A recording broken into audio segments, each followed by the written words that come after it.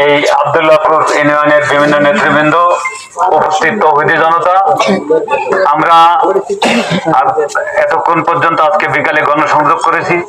আমাদের স্লোগানের মাধ্যমে আপনারা বুঝতে পেরেছেন যে আমাদের উদ্দেশ্য কি। আমাদের উদ্দেশ্য হলো মানবতার মুক্তি, জনতার মুক্তি, মেহনতি জনতার মুক্তি, শ্রমিক মজুরের মুক্তি।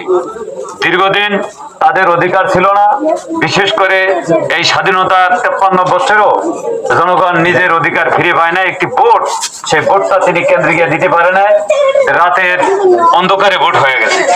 তো যাই হোক, এইবার সকল ইসলামী দল ঐক্যবদ্ধ, সকল জনতা, তৌহিদি জনতা ঐক্যবদ্ধ, সচেতন নাগরিক ঐক্যবদ্ধ। আগামীতে সুষ্ঠু নির্বাচন হবে, আপনাদের কোনো ভয় নাই। আপনারা সকলে কেন্দ্রে যাবেন, আপনাদের মতামত স্বাধীনভাবে আপনারা প্রয়োগ করবেন।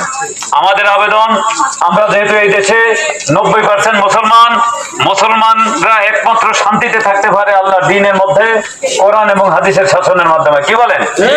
এই জন্য দ্বীনের পক্ষে, কোরআনের পক্ষে, ইসলামের পক্ষে আপনাদের মতামত ব্যক্ত করবেন, এই আশাবাদ ব্যক্ত করে আপনারা যারা মিছিলে অংশগ্রহণ করেছেন, এলাকার যারা উপস্থিত হয়েছেন,